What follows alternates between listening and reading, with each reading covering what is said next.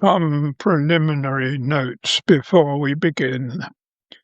Firstly, I was unwell on the day that this episode was recorded, and that resulted in the sometimes hesitant presentation. However, the content is crystal clear, so the message ought not to be impaired. Secondly, the podcast contains an important visual document, which, of course, those listening to the audio version will not see. I do describe the visual, but have also placed it on my, quotes, "What is Man?" close quotes, Facebook page. The What is Man Facebook page, to make it accessible to audio-only listeners. Date when Haman's edict was going to be put into force. And I won't repeat that argument, except to say that if we did it before the edict of Haman took place, then he would have prevented that act of murderous intent taking place. But you see, the law of the land was what's called the law of the Medes and the Persians, which once it was put into law, once it had been sealed with the king's signet ring, could not be altered. So you could not, it was impossible to change any law that had been issued. It had to be fulfilled. And even though Haman was dead, and even though the king wanted to cancel that happening, that Haman's edict, he couldn't do it. He couldn't do it without undermining the whole basis of law for the Persian Empire. But the king had a different idea. He now gave Mordecai, the Jew, the same powers as Haman had had. He gave him the signet ring and said, "You now make a law which, if possible, will frustrate the purposes of Haman." We're going to look at this passage under three headings. First, the demography of the Jews. Secondly, the defense for the Jews. And thirdly, the demolition by the Jews. Now, I ought to explain, of course, that first heading. Demography is the study of human populations. So anything that happens to a population is a subject of demographic interest. Let me take a very simple example. Suppose a postgraduate student at Hatfield University was given the subject of examining the demography of Welwyn Garden City. And she was doing this for her PhD project. And of course, the first thing she needed to know was the population. What is the population of Welwyn Garden City? But that wouldn't get her PhD. She had to then delve into that fact much more deeply. And so the next task was to find out how many of the population of Welwyn Garden City were under 18, were legally children. And that was not quite so simple, because that's a number that could be changing almost week by week. And then you might need to find out how many of the population belong to a certain ethnic group, and so on. You can go on asking questions, can't you, about the population of Welwyn Garden City. Well, the demography that was taking place in the time of Esther, and particularly at this critical time, was very important, and it was changing daily. You see, when Haman was alive, the Jews were a substantial but self-isolated, apart tribe, if you like, put it that way, in the empire. 44% is an estimate from many different sources of the percentage of Jews in the empire once it had expanded and taken over the empires of previous rulers. It had taken over the Syrian Empire, and then it had taken over the Babylonian Empire. And when these other empires were conquered and incorporated into the Persian Empire, then, of course, it grew to be an enormous empire, which stretched from Ethiopia in North Africa all the way over to the borders of India. And 44% of the population were Jews. And the population was substantial, but they were in a minority, and an easily recognized minority, because they had chosen to meet and carry on their lifestyle in a particular way, which depended, of course, very much on their religion, on their belief in the God of Abraham, Isaac, and Jacob. And that set them apart from the rest of the population, which were, normally speaking, people who had many gods, polytheistic. And so at that time, when Haman was still alive, they were a very isolated and therefore very vulnerable group of people, tribe of people. But then things began to change. After Mordecai's edict had been circulated throughout the empire, we are told in verse 17 of chapter 8 that many declared themselves Jews for fear of the Jews.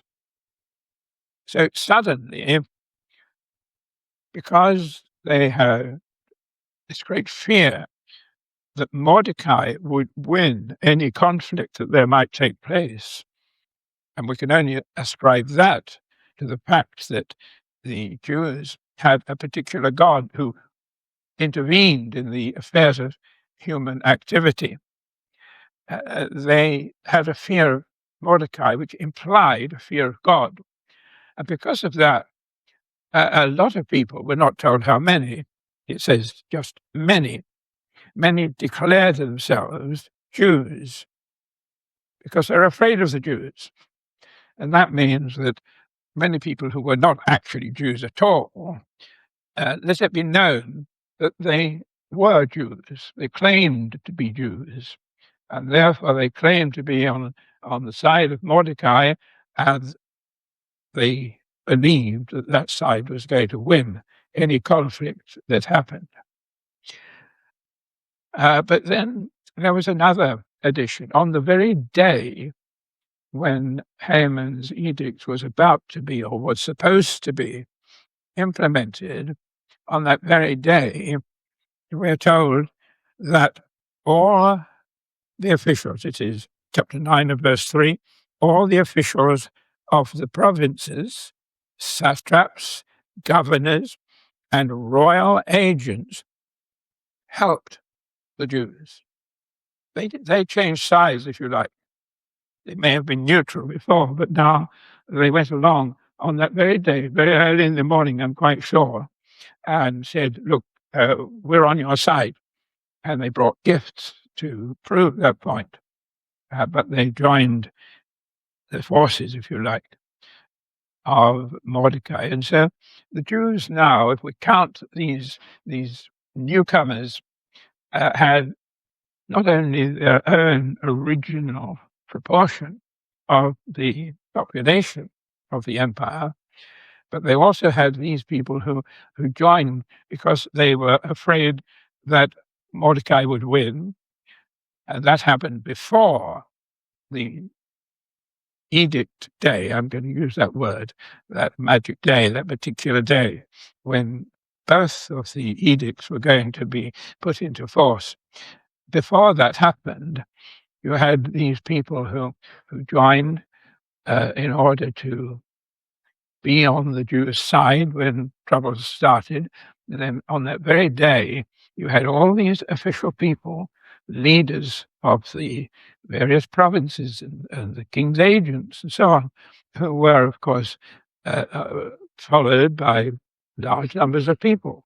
A leader normally, in his actions, is followed by the people he rules over.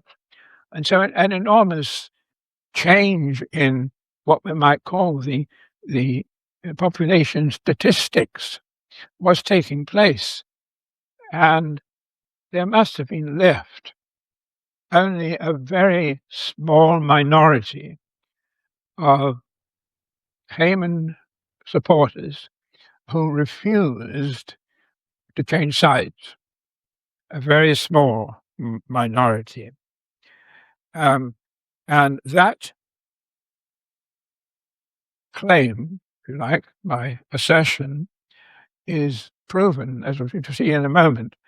It was proven by actual numbers, the actual numbers of the enemy that were killed by the Jews. Very, very small fraction of people. Well, now, that is the demography of the Jews, and that's, I can leave aside now, although we should come back to the importance of that in a moment. And my second point was the defense of the Jews. What, I wonder, did Mordecai write in his edict to defend the Jews from Haman's edict?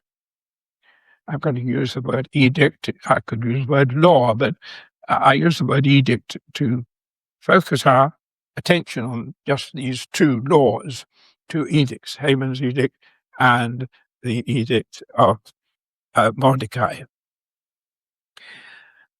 What do you think Mordecai would have written? He had a free hand. He could write what he liked. He put into his law anything he liked.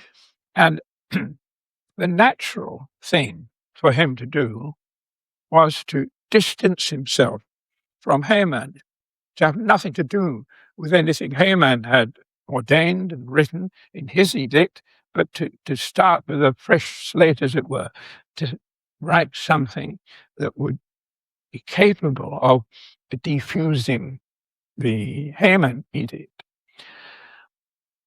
He'd ignore anything, distance himself from anything that Haman had written. But he didn't do that, did he? And I believe this is a case of God leading his servant Mordecai, saying, no, don't follow your instincts of distancing yourself from Haman. I want you to copy Haman. And that's where we come to this sheet that I distributed, because I think we're able to prove my point, the point I'm going to make, much more easily from this. Have that in your hand. What I've done here is to compare in the left-hand column Haman's edict with Mordecai's edict. And I'm conscious of the fact, of course, that people listening to this sermon on the podcast won't be able to see this. So I'm going to have to put in a few words of explanation. But we who are looking at it in person can immediately see that the edict of Mordecai was almost exactly the same as the edict of Haman. Everything you see printed in red is the same in both of the edicts. Now, clearly, if you look at the left-hand column, you'll find that in Esther 3 and verse 13, he's obviously changed the word Jews. Haman had given instructions to destroy, to kill, and to annihilate all Jews, young and old, women and children, in one day, the 30th day of the 12th month. So that had to change, obviously. And so Mordecai changed that to the following. The king, this is Esther 8 and verse 11, and Mordecai replaced the Jews as the victims of the action with the following. 8:11, the king allowed the Jews who were in every city to gather and defend their lives, to destroy, to kill, and to annihilate any armed force of any people or province that might attack them, children and women included, and to plunder their goods. So you see, he has replaced the victims. The victims now are no longer the Jews, as in Haman's edict, but the victims are these people who are described here as any people who would provide force of arms to attack the Jews. Now, that's really very important, because what it means is that the Jews would not attack anyone who had not first attacked them. And this is a defensive statement, hence the heading of the section.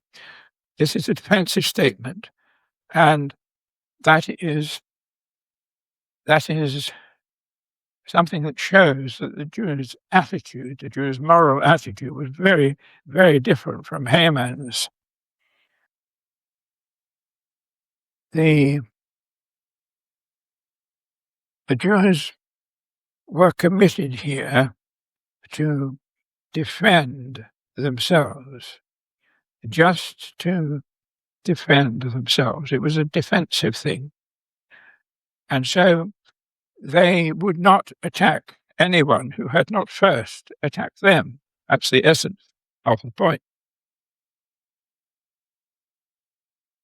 And that meant, of course, that even somebody who was inclined to attack them, someone who wanted to attack them, but didn't do so because, again, of the fear of God that was upon them, they'd refrained from attacking the Jews. They themselves would not be attacked, even though they were still enemies mentally, unless they actually took up arms against the Jews, then they would not be troubled.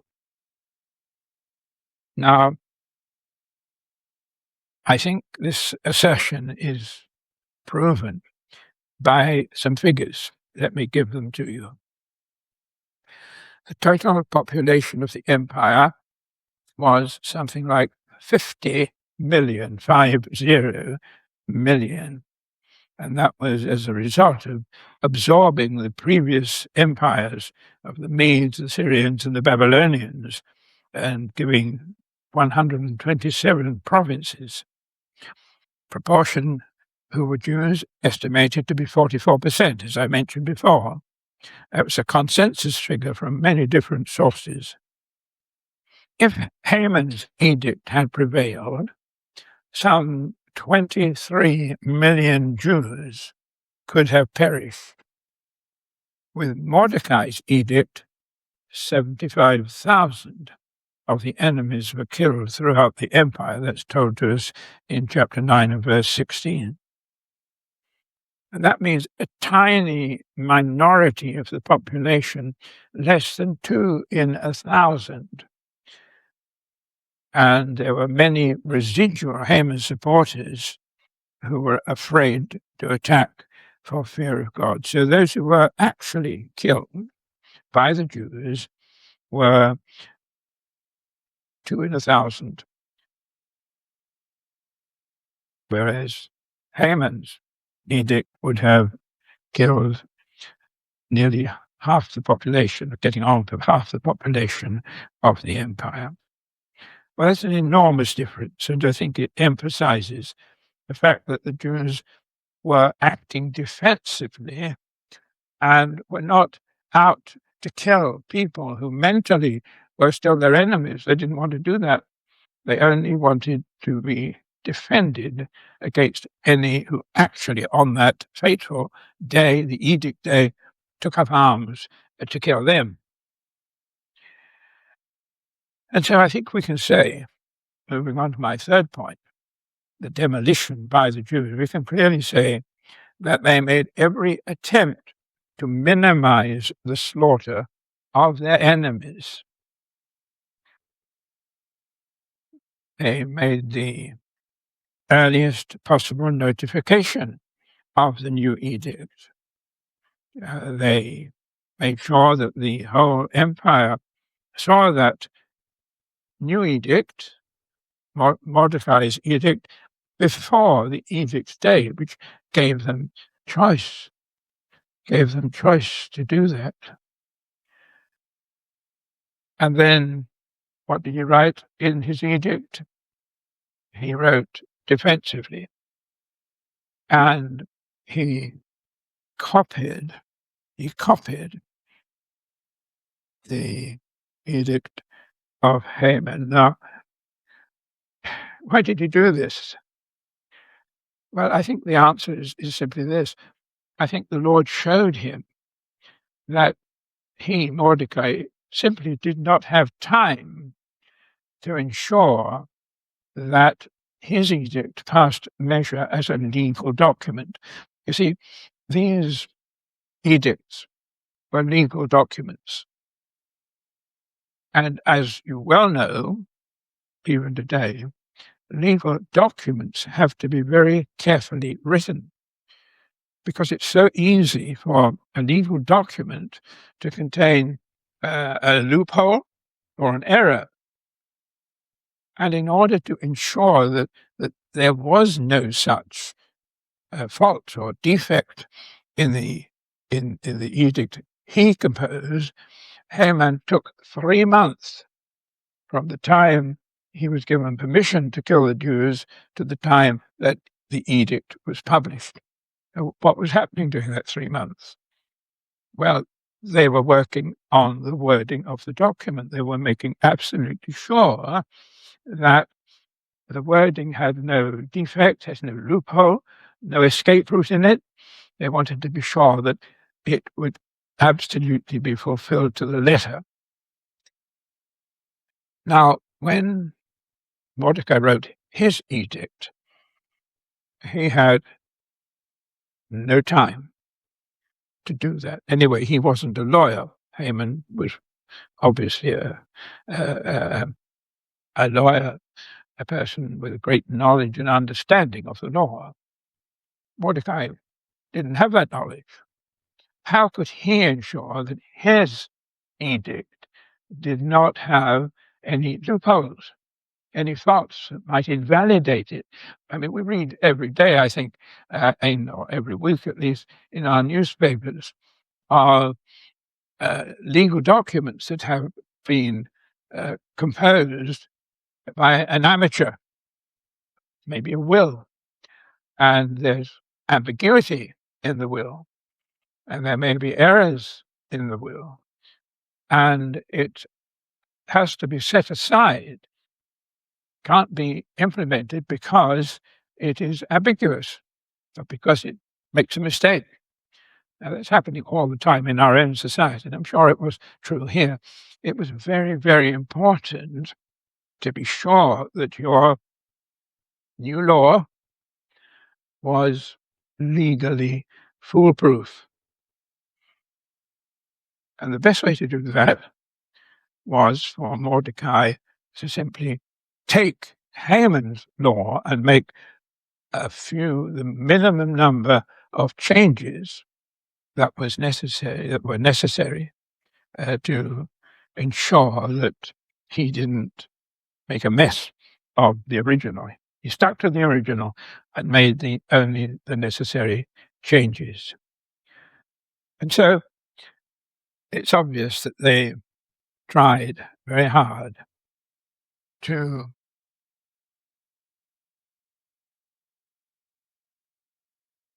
keep the legality of Haman's edict, but just change it actually in a minimal way, minimal changes.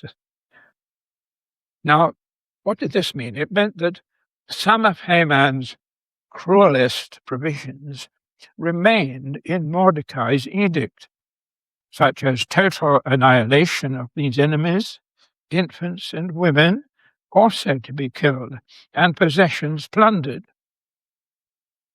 And the question arises, of course, that surely this makes Mordecai just as guilty on the moral level as Haman, in spite of the fact that he minimized the number of the enemy that were going to be killed in various ways that we've looked at. It means that on a moral level, his edict talked about annihilating the enemies, infants and women also to be killed and the possessions to be plundered. Now, my reply to that, and this is the opinion of most commentators, in fact, is that the provisions made by Haman and retained by Mordecai in the interest of minimizing the changes could be and were abandoned when Mordecai's edict was implemented. Now, this is explicitly stated, isn't it? First of all, in chapter 8, verses 9, 15, and 16, we find the repeated statement that, quote, the Jews lay no hands on the plunder. But just a minute. Mordecai's edict said that they should do so. They should take the plunder. But they didn't do it. So they abandoned one of the unsavory provisions in Haman's edict, which had been taken over simply to avoid making too many changes and therefore being in danger of rendering the new edict unsuitable and error-prone. So this is one thing that was borrowed from Haman's edict that they abandoned. And then secondly, it is also clear that the Jews killed only men. Chapter 9, verses 6, 12, and 15. It doesn't say that the Jews killed so many persons, or the Jews killed 500 without mentioning any kind of noun. Now, I think it's very clear that they could not have retained the killing of children and women. You see, you would never call an infant a man that killed 500 men, not persons. Could have just said that they killed 500. But they would never have killed children because a child would never be called a man. baby or a toddler, you'd never call that child a man, except as a joke. And so it's quite clear that they were not killing children. And I think by extension, implication, they were not killing women. They only killed men, only killed those who would be capable of launching a counterattack immediately and creating a serious conflict. And that is, as I say, the opinion of most commentators, that only males above some age, such as 18, were killed, since they alone constituted an immediate danger of a counterattack. So the Jews retained the high moral ground, even though they well knew that male children quickly grew up to be men. If they were children, they were killed, even though in a few years' time they would have a lot of angry young men wanting to somehow undermine the new regime in which the king supported the Jews and furthered their interests, as we shall see in probably the final talk of this subject next time I speak. So if we take a step back from everything, what do we see? We see that the Jews retained the high moral ground. We see that the Lord guided Mordecai's thinking in writing his edict. We see that God's purpose was overall the preservation of the Jewish race. And as I pointed out right at the beginning of this series, unless that Jewish race had been preserved, there would never have been a Jewish couple living in Jerusalem and having a baby called Jesus. The whole Christology of the Bible would have been destroyed. The Bible itself would have been proven unreliable because the promises made to Abraham and the earlier patriarchs would not have been fulfilled if Haman's scheme had come about. And so God was behind the scenes, if you like, manipulating all the events that we reviewed over the last several months, all the events, all the thinking of his people, even the thinking of his enemies. They're all manipulated so that the outcome was the preservation of the Jewish race. God is sovereign. God is in control, as we were looking at in the earlier part of this service in the Catechism. So we can take great courage from that, can't we? That God is in control of all things, of your personal lives, of the lives of nations, international problems. We do not need to fear because God is in control. We may not be in control of many things, but the one we call our Heavenly Father is.